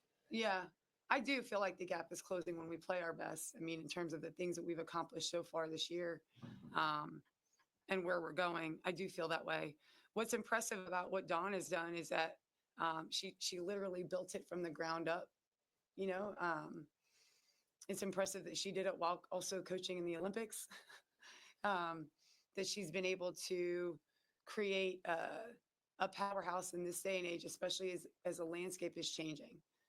And to sustain it is maybe the most impressive thing, because I know, having come from UConn, how hard that is to do. So you see teams that are, have a good couple years and then don't, have a good couple years and then don't. She's, a national championship contender every year. And her kids get better. They look like they have fun. They have a really good culture. That's not easy to do in this day and age. So what's impressive about it? All of it. All of it. And then, who she is in terms of the representation as a woman, the things that she did as a player, now as a coach, the way she speaks up for our sport. That in and of itself is very powerful. Are there lessons you can take from them, especially having done it in the SEC the way they have? Yeah, absolutely. She's been one of the more vocal supporters in terms of like always reaching out to me, especially the first couple of years, to show support and encouragement. But yeah, she's kind of laid out a blueprint. It's inspiring, but I'm still a competitor. I'm inspired by her, but I still want to beat her, and I'd like to do that sooner than later. I'm Stephanie Coy. I'm also from SB Nation. Earlier this year, or last year, I had the chance to speak to Michaela and Camille separately. And they both spoke so highly of you and the culture you're building and also the woman you are. And I'd love if you could just sort of speak about that element of being a coach and outside of the game, how are you trying to lead this with the girls? Well, that's good to hear. I think, most of the reason that I wanted to coach was because of the way that people had changed my life in terms of my coaches and mentors and guiders. And, I was a little bit of I guess I was a little bit of a shithead. I mean, there's not really another way to say it. When I was younger, I was stubborn and selfish and all the things that get in your way when you're a young kid and you're trying to do something really cool. And you're trying to grow into a young woman who can be successful in any arena in life. You got to learn how to sacrifice. You got to learn how to be unselfish. You got to learn how to put people and teams and bigger visions before yourself. And so when I was younger, I had a lot of people do that for me. And I think it's time for me to give back in terms of not only our game, but for the young women that want to play it and have the same goals that I had.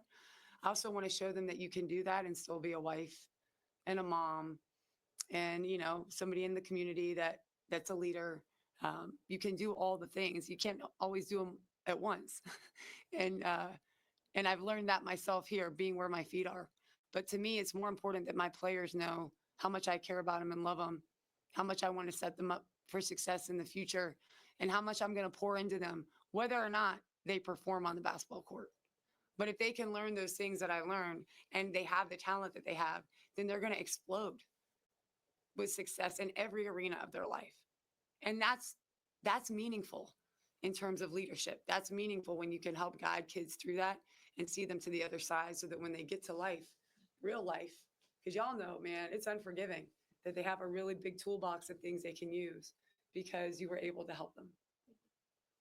Shay, 2 more games left, but so looking a little bit ahead. SEC tournament. I mean, as tough as this season in conference play has been, how tough might it be heading to the tournament this year with teams trying to, looks like you all are in, but is it, can anybody take it for granted at this point? Never. You can't take anything for granted in this sport, in this conference. You got to go out to win.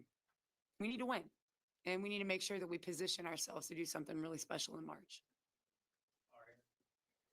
Yeah, Shay, obviously the offense kind of struggled outside Michaela and Camille today, and you kind of referenced that earlier. But what needs to happen to get the rest of the team to kind of go in again? I think we just have to move the ball. We have to play with confidence, make sure we take opportunities. We looked a little bit overwhelmed at times today, like not sure what to do next. So I think part of that is just keeping it simple too, simplifying everything that we're doing, making sure the ball changes sides of the floor, getting back to who we really are. You can't overcomplicate it at this point. I think just getting back out on the court and seeing the ball go through the net and making sure that we know exactly where we need to be and what we need to be doing probably will help a lot, because there were large portions of the game today where I felt like that didn't look like the case. So we just have to make sure that we feel more comfortable and confident going into Thursday. Obviously, Mylasia Fulwiley had the game today for South Carolina, and you guys held them in check in first half, defensively pretty well. But how tough was it to kind of scout a team like South Carolina, considering they have so many different players who can, do what Fulwiley did today? Yeah. It was actually not that tough to scout them because Dawn really just sticks to who she is. Like, they don't really change much. So you kind of know what you're going to see. And to the point I just made, they're pretty simple in terms of what they do, but it's super effective. So I felt like we could have a lot of success defensively. But then you have to make sure that you convert that into really good offensive possessions. So we can't get rebounds and then give it right back. We can't get steals and then give it right back. We can't take poor shots and then give them wide open layups and transition threes. That's just not the winning edge ever in basketball, but certainly not against South Carolina. So there were moments where it was like, we're right there. And then we have a couple of like really poor decisions, poor shots, just give the ball back to them. And then, they open it up by 8 or 10 more. Coach, I know you talked about wanting to be playing your best basketball this time of year, and the last couple of games not going the way you guys would have hoped to, but what do you feel like your team can kind of take from these past 2 games and getting yourselves where you can grow and getting to that point to where you're playing at that level? Well, specifically just this game, I would say even at our worst, I mean, we were still there for a large portion of the first half into the second half, the third quarter.